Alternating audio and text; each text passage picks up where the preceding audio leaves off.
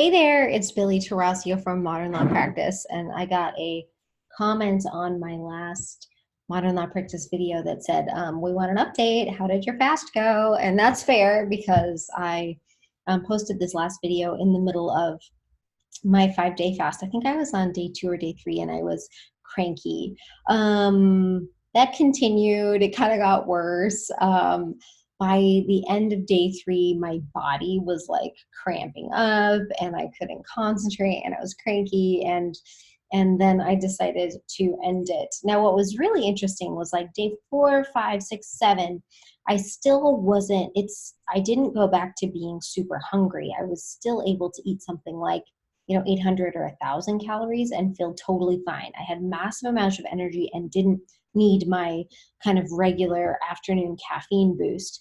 So it did a really cool thing as far as like resetting my appetite, and great for energy and mental clarity. I spent like an entire day writing an appellate brief, which is something that I don't normally have to do and wouldn't really be able to do, but I had that kind of energy and mental clarity. So it was kind of cool.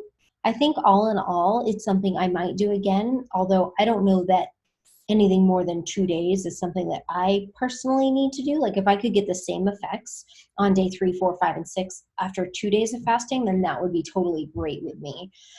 So that is the fast story. I like that, the fast story. So what I want to share with you today, Modern Law is headed out on a cruise next week for our 10-year anniversary, and we're doing a retreat. We're doing a workshop. We're doing a working, cruise, because that's how it's tax deductible. Plus, we have a lot to do. And so I wanted to share with you my agenda for our upcoming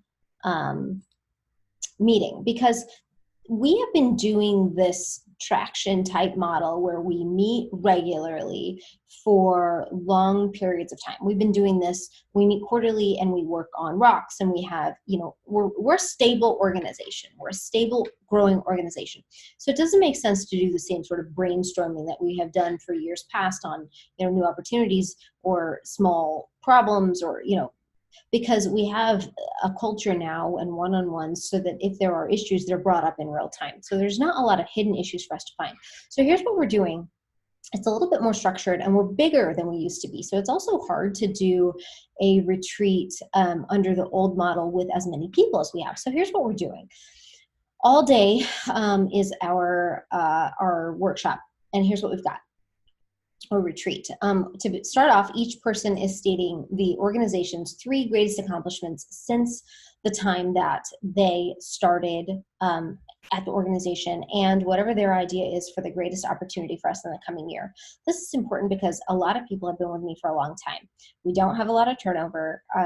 We have a lot of people who've been with us, 7, 8, 10 years, 5 years, 3 years, and the things that they've seen are really pretty remarkable to share. And then a private survey, I want them each to write down what one change would you like to see management make? Because there's sometimes that there are small tweaks that we as management can make that would make a big difference to people, like change the payday, or something like that. Something that really has no impact on me really, but might make a huge difference in somebody's world, or maybe a personnel change of different people working together or something like that. So I want to give them that opportunity. And then also I skipped this, I want them to share, each of them, their greatest personal accomplishment in the last year. Now after that, we're doing our annual reviews. Now typically I do annual reviews. I sit down with everyone individually and do an annual review. This year we're doing a 360 annual review, which means every single person on the team is going to be receiving feedback from everybody else in the organization. We have done this before as a team building exercise, and it's highly effective. It promotes radical candor and continuous growth, both of which are massive and accountability to one another. So these are all things that at Modern Law we value highly. And so we put our money where our mouth is. We say things that might be uncomfortable to one another with love and compassion, and while lifting each other up. It's amazing. It's powerful. It works really well.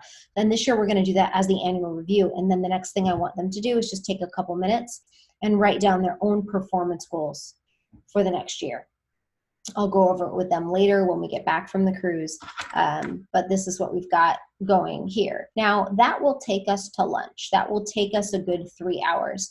And then I'm doing a 90-minute lunch that is not organized. The reason is that this exercise, this 360 annual review, is intense. It's emotionally intense, and it can zap a lot out of people, especially my introverts.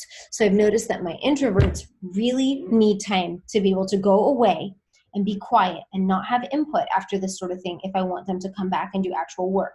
So we're doing that. When we come back after lunch, I am going to talk to the team about what I think the themes are that Modern Law needs to work on in the coming year. Now, I've been talking about this, so a lot of it is repeat, but the thing that you need to understand as a leader is that people need to hear things many, many times, up to 8 times or even more before it truly makes sense. So it'll be positive, it'll be inspiring, but I will also be speaking again and again and again about the things that I think are most important for our organization to grow. Our utilization and productivity needs to go up. Our effectiveness and our representation, our quality of work needs to stay high and uniform, even though we have a lot of different people working. And we need to prioritize communication with clients and proactivity, project management. Then we are breaking out into work groups, and we have 3 specific work groups. So in the past, we would have used this time for brainstorming. There's simply no need. So instead, I've put my people into teams. One is a marketing group. And they are going to work on building out new personas, especially as we grow in the Valley. And as we've got, I Do Over and Modern Law and all these different attorneys, let's build out some new personas. How do they find us?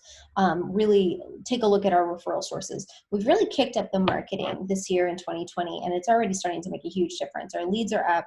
We're nurturing those lead sources. We've decided to send a dozen donuts to our best referral sources via DoorDash randomly, and then it's a cheap way to just deliver a little bit of hope. So how can you hope?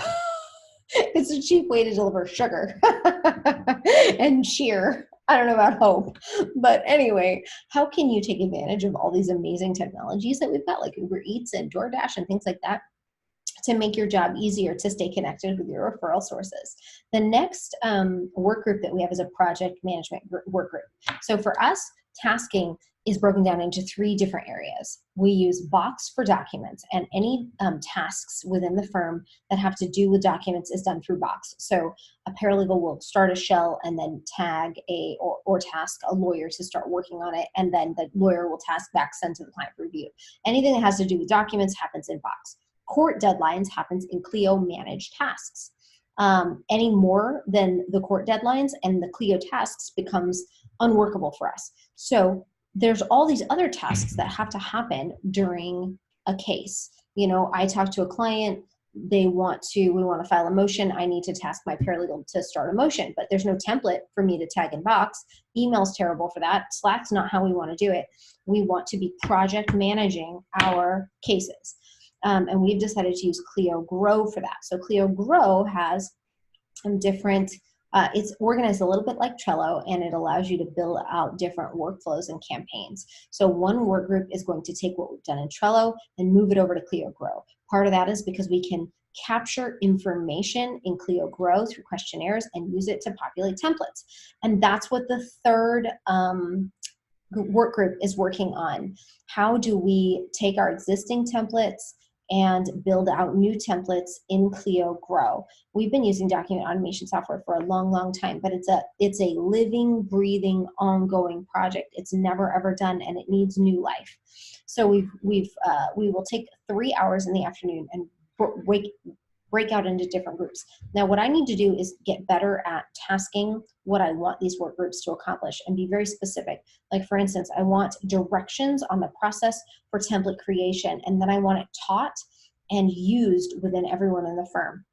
Or for the project management piece, I want designed workflows and tasks, and write a policy/training manual in Tetra. Tetra is what we use to house all of our training materials. And then the other thing that I'm working on that's super freaking cool, I think, is comparing the average client spend with the average time to close a case as another measurement of effectiveness and utilization and productivity. We're always tracking what our average client spend is and how long it takes to accomplish cases. And we do that across attorneys. And what I want is I want the attorneys to be proactively moving cases along. But by creating a new KPI that is the ratio between average client spend and time to close a case, I can see which attorneys are working most productively. So for instance, if one attorney has an average client spend of $5,000, but their average time to close a case is 6 months, and another lawyer has an average client spend of $5,000 and their average client spend is, or average time to close is 12 months, the lawyer that's taking 12 months is not providing as good of service. So if a case takes 12 months, the average client spend on those cases should be higher. So this is a new KPI and a new productivity measure that we're playing with. As you can see, lots of really fun things going on. And these are all tweaks. They're all big projects, but none of them are out of line with the things that we've already been working on. None of these are things that my people aren't completely familiar with and concepts they understand. So we got to talk about the work groups. We got to divide into these groups. We got to have buy-in today. So I wanted to preview this agenda today so that everybody can be thinking about it when we start working on it later. This is on day one. Then we'll have a couple days in between, and then we come back for a second day of retreat where we're going to go over our law firm constitution, my proposed law firm constitution, and people are going to unveil what they've done within their work groups. We're pretty darn excited about it. Great things are happening as we grow as an organization, though all of the tactics that worked before, like we got to tweak it. We had to tweak the idea of how we would run our retreats and how we would do the schedule. And everybody's really excited, and it's going to be a great time. The other thing that we did, I'll share with you all the work that 2 or 3 people did on planning this cruise. And by really like dividing duties and everybody working within their strength, I was able to work on this stuff, which is my stuff, and other people planned all of the details. They, confirmation numbers and when to show up and the schedules each day, and they just made it so easy, and they went above and beyond to make this fantastic. So for sure, I probably won't hear from. Maybe I'll do some videos while we're on the boat. So I hope to talk to you soon, and I hope that this was helpful. For more practical tips that are relevant to your practice and growing your practice, make sure to subscribe to Modern Law Practice.